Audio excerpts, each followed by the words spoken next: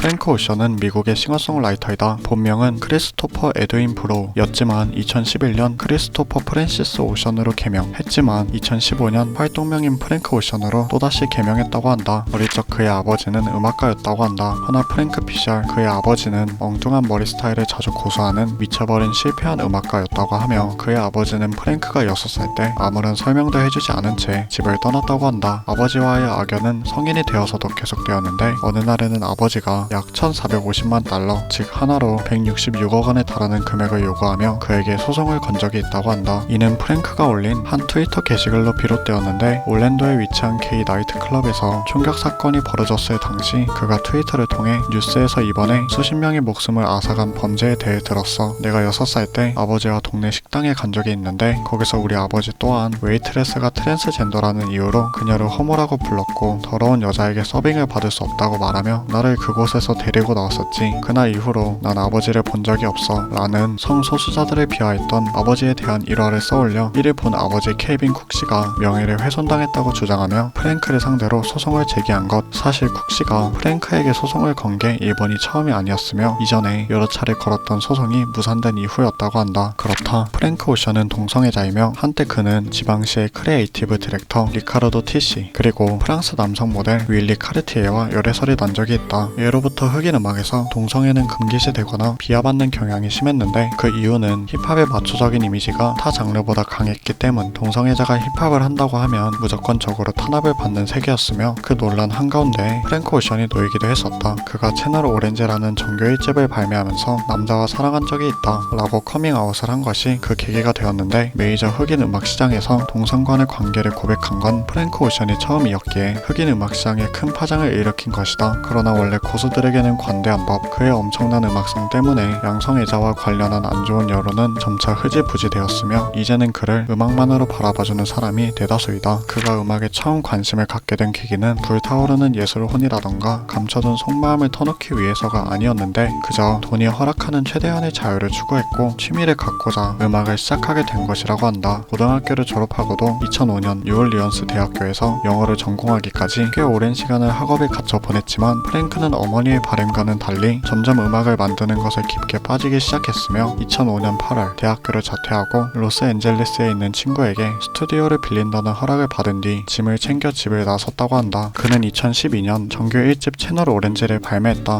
Now you're lost in the heat of it all. Too many bottles of this wine we can't pronounce.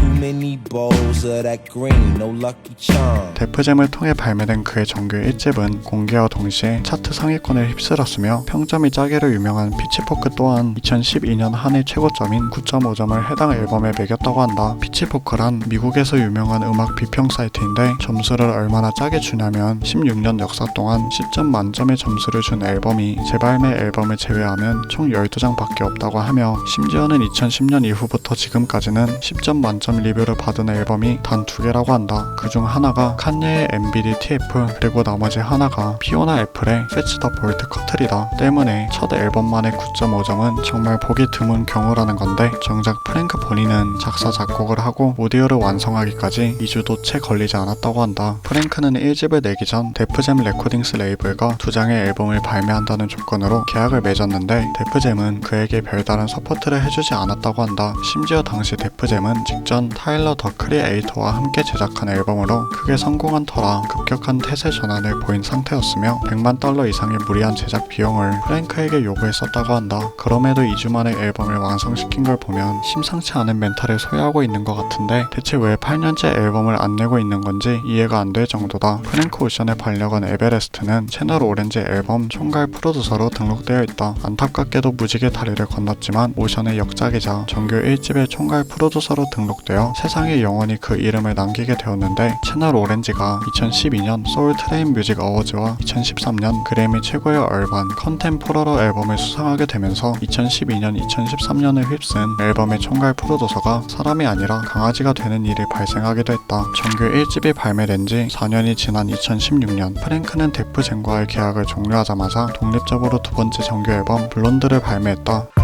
I hope the sack is full up. I'm fucking, no, I'm fucked up. That's the way every day goes. Every time we've no control.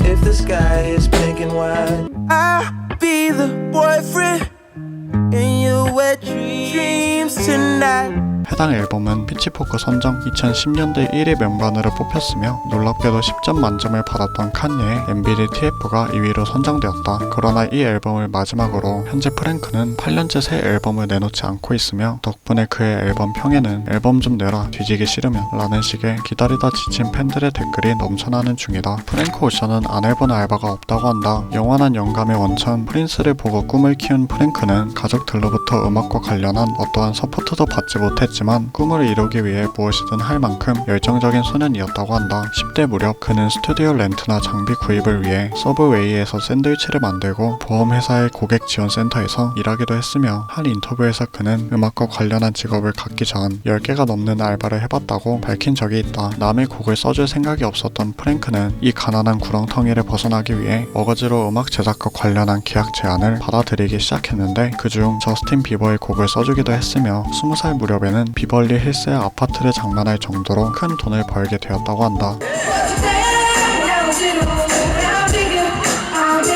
프랭크 오션은 럭셔리 주얼리 브랜드 호머를 운영 중이다. 여기까지는 프랭크를 좋아하는 사람이라면 어느 정도 알만한 사실인데 호머를 설립하기 위해 그가 그래픽 디자인이나 포토그래퍼와 같은 비주얼 아트를 꽤 오랫동안 진지하게 공부했다는 사실은 모르는 사람이 많다. 모든 디자인 작업을 도맡아 하는 것은 현실적으로 불가능한 일이지만 비주얼 작업 과정에 직접 개입해 브랜드의 자신의 취향을 투영시키기 위해 오랜 시간 공부를 했다는 사실은 그의 진중한 열정을 파악할 수 있는 대목이 된다. 그가 오랫동안 앨범을 발매하지 못한 이유가 브랜드 런칭 때문이라는 소문이 있을 정도니 말 다 했다. 최근 그가 작업실에 돌아왔다는 소식이 있다. 2023년 10월 말부터 그가 인스타그램에 다시 돌아와 평소와 다름없이 스토리를 올리기 시작했으며 가장 결정적인 단서가 그가 작업실로 보이는 곳에서 키보드로 신곡을 연주하고 있는 사진이 공개되었다는 것. 은 개뿔. 이 사진도 공개된 지 1년이 지났는데 아직도 안 내는 중이다. 그가 새 앨범을 발매하는데 오랜 시간 걸리는 이유가 완벽주의적 성향 때문이라는 소문이 있는데 다 핑계고 그냥 운 좋게 떠서 거품인 거 들킬까봐 안 내는 듯 이라고 말하면 내주겠지. 끝.